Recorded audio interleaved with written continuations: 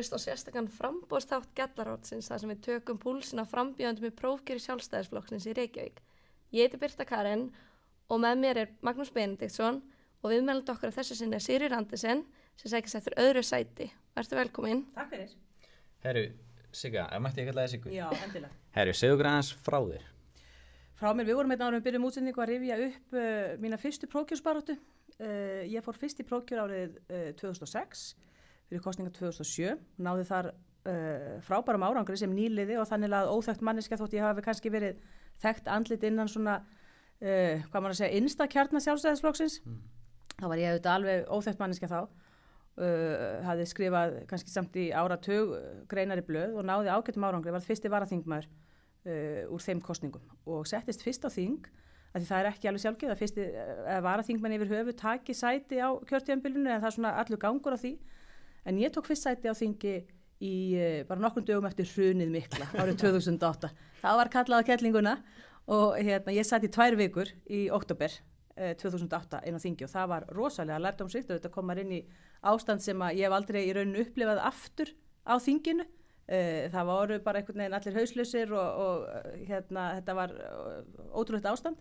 Það er svolítið krefjandi. Já, maður lærði mikið á því og þá var ég nú síðan starfaði ég sem lögmaður þannig að það síðan sko leiddi síðan, það gaf mér ákveðna innsýnin þetta sem að síðan leiddi til ákveðna þáttökum minnar sem tengdust ISAF-samningunum í hruninu. Þegar ég ásamt öðrum stofnaði hópinn Advice sem hafði það markmiði að berjast gegn því að menn myndu semja löglausar kröfur Breta og Hollendinga á hendur íslensku skattgreiðendum, þið muni eftir því kannski, unga fólki kannski man ekki eftir því, en einhverju elstu ykkar hópi. En þetta var rosaslagur og við höfðum betur þar sem betur fer. Já. Og þannig að þetta var svona mín fyrsta þáttaka á þinginu. Og svo tekið þátt í prófkjörum alveg síðan þá og átt góðu bara gengið að fagna. Tók síðan fast sæti og ég starfaði sem lögmaður alltaf. Tók síðan fast sæti 2015 við fráfalls Péturs Blöndal. Sem var mikill samherji minn og í pólitíkinu og við vorum svona sömu mjög vel þengjandi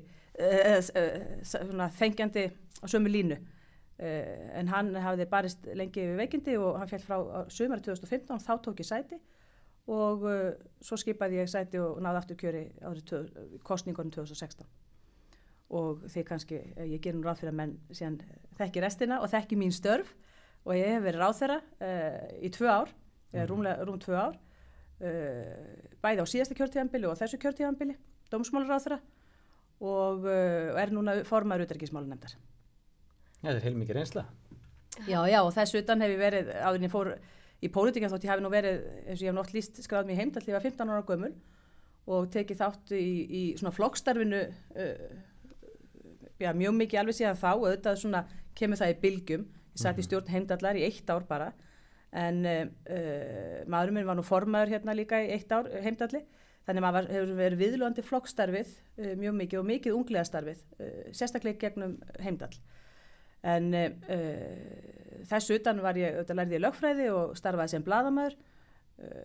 Svo starfaði ég hjá Verslunarráð Íslands sem er vettvangur atvinnulífsins, heitir núna Viðskiptaráð Íslands, svona við hagsmunagæslu og þar kynntist ég auðvitað líka og var í nánum tengslum við þingið og þingstörfin af því að við veittum umsagnir þar öll frumvörp sem varðuðu atvinnulífið. Starfaði þar undir dyggri stjórn og forystu okkar ágæta fyrirverandi þingmanns Vilhjálms Egilssonar sem var þingmaður og formaður viðskipta- og efnahagsnefndar en líka framkvæmdastjóri Verslunarráðs Íslands. Þannig að það var ágætt tenging sem atvinnulífið hafði inn á Alþingi á þeim tíma. Nú er þetta orðið svolítið þannig að það má helst bara enginn sem að býður sér fram í pólitík hafa í rauninni nokkuð staður unnið nema kannski helst vera kennari eða eitthvað staður hjá ríkinu, hjá ríki eða sveitarfélögum. Þetta er ekki góð þróun. Við verðum að hafa á þinginu fólk sem hefur reynslu úr atvinnulífinu og öllum kimum atvinnulífsins. Auðvitað líka opinbera starfsmenn og kennarar, það hefur alltaf verið held ég, einhverjir kennarar á þingi.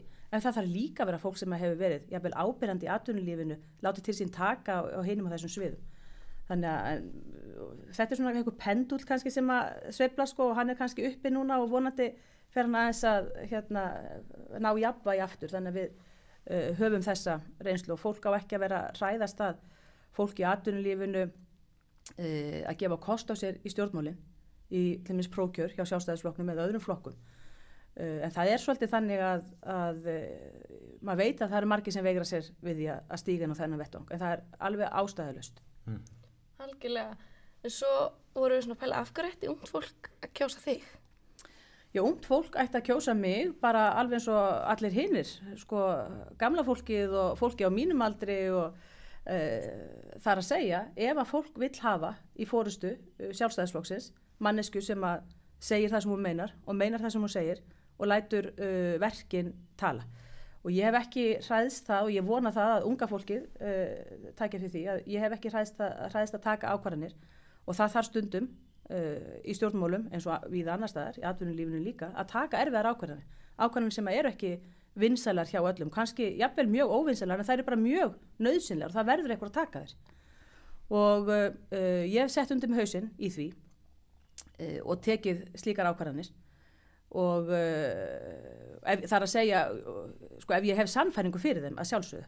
Ég auðvitað ekki að leika mér að því að hvað maður segja, pick a fight eða eitthvað svoleiðis, það ekki þannig, en ef ég hef sannfæringu fyrir ykkur máli að þá vil ég leiða það í gegn með þeim hætti sem að ég hef þá kynnt og hef það allt upp á borðum og mér finnst það nú mjög mikilvægt að í stjórnmálum þá tali menn hreint út.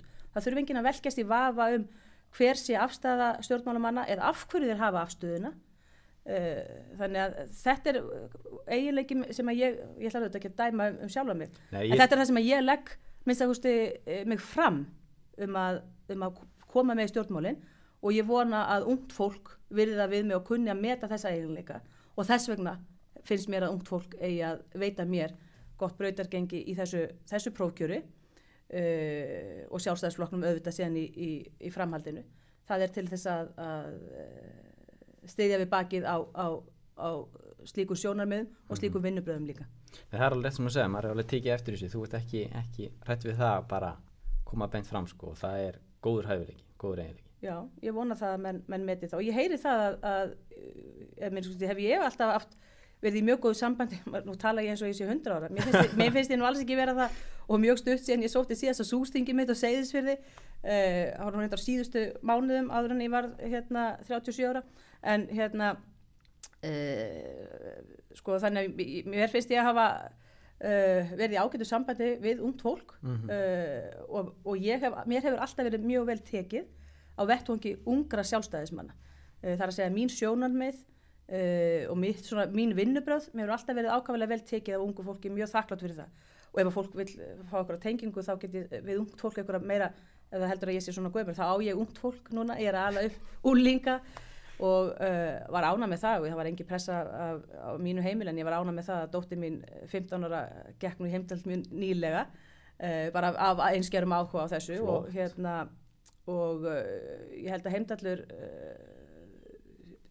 hafi þessu mikil tækifæri hjá Heimdalli og öðrum sko félögum ungra sjálfstæðismanna að ná til þessara yngri hópa sem að það hefur auðvitað gengið í bylgjum hversu áhuga sem krakkar eru stjórnmál og auðvitað á ekki að halda einhvern veginn stjórnmálum með einhverju hugmyndafræði endilega að krökkum þau finna út á sína leiðir en það hins vegar fullt af krökkum, ungu fólki sem að hefur áhuga á að ræða stjórnmáli eða þjóðmálin bara í víðu samhengi, ég meina þú veist á mínu heimili mjög oft verið að spyrja þessi ríkisútvarpið, akkur ríkið að reka fjölmiðil, ég meina og við þurfum að hafa svör við þessu svona og geta svarað og talað sko þá tungumál ungs fólks þegar maður að ræða þetta ekki bara draga fram fjárlagafrumvarpið og Excel-skjöl heldur að við verðum að geta rætt þessu svona út frá hugmyndafræði sem að við hefum ekkert að vera hrætt við það að ungt fólk skilji ekki sko, ungt fólk skilur alveg þessa hluti.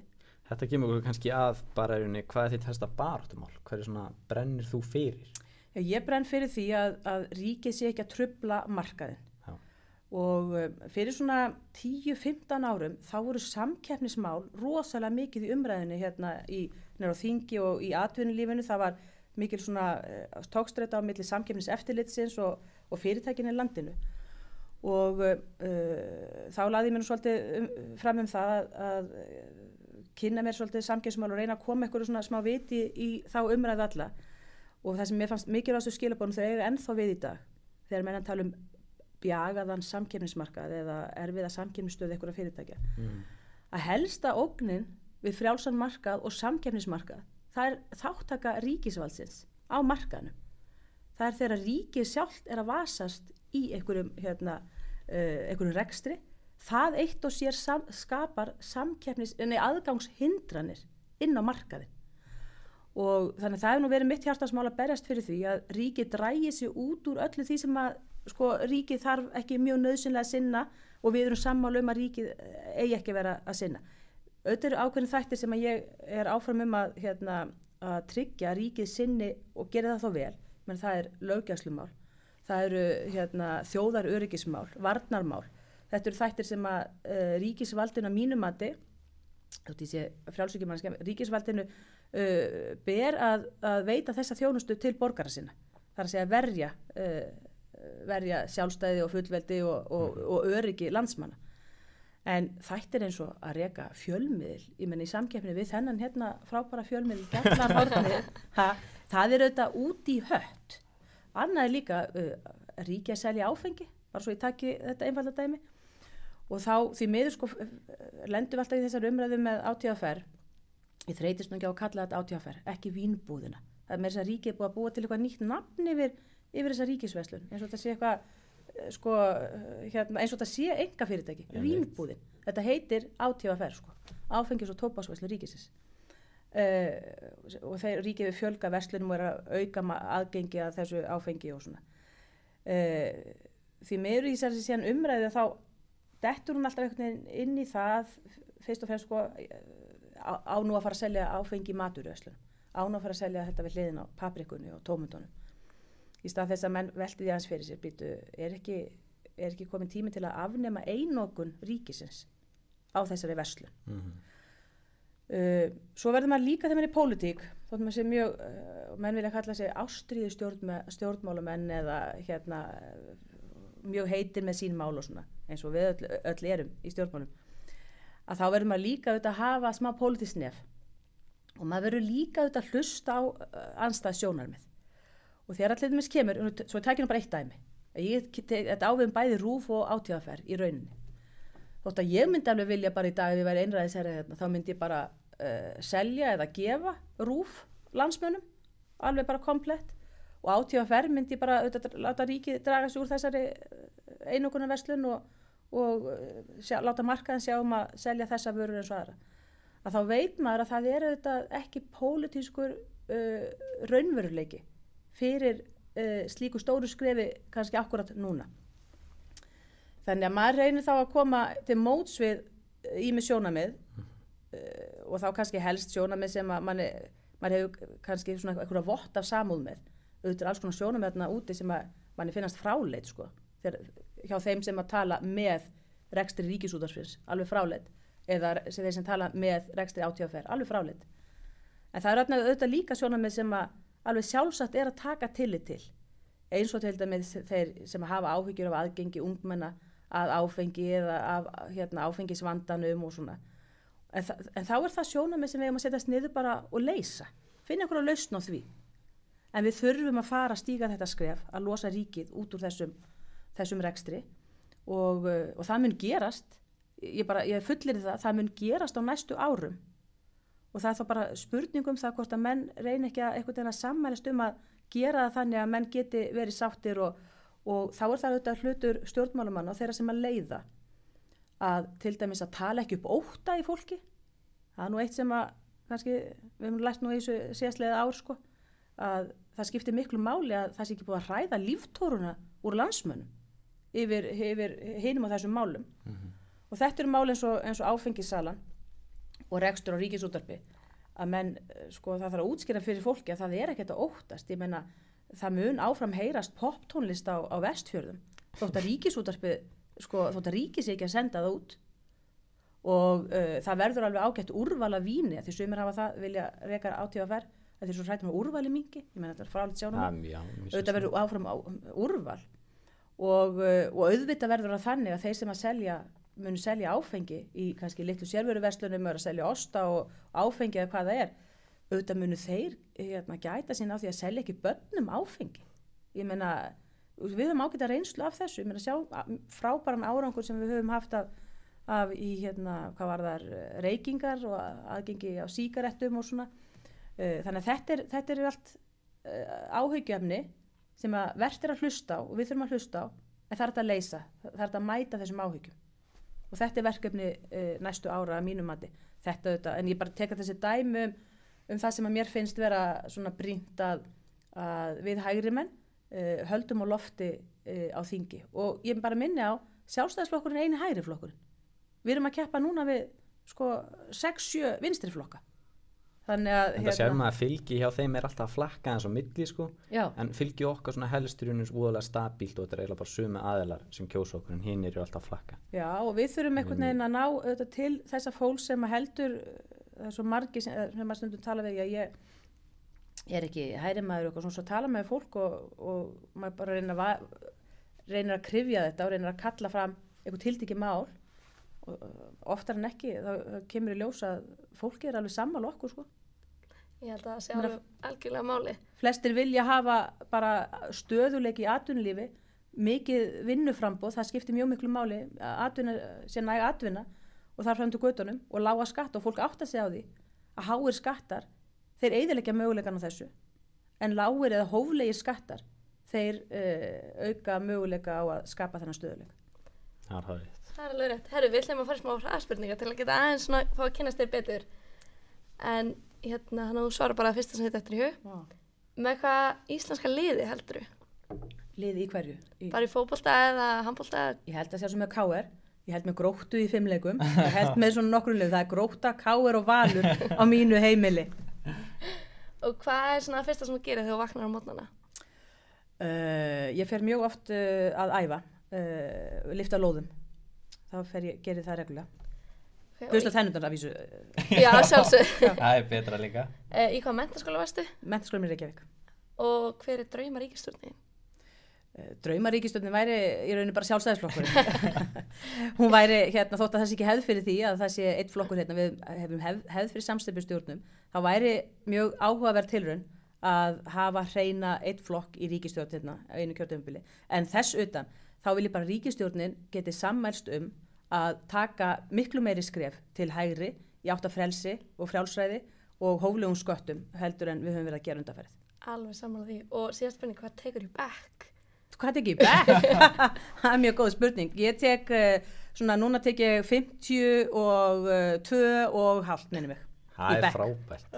Herru, bara takk alveg fyrir komuna, Sigga. Við ætlum að minna hlustundur á að prófkjörið er 4.–5. júní og það kos á fjölmörgum stöðum í Reykjavík. Utan kjörfunda atkvæðagreiðslu hafin og fer fram alla virka daga frá 10 til 4 í Valhöll. Bara takk alveg. Takk alveg sem leið.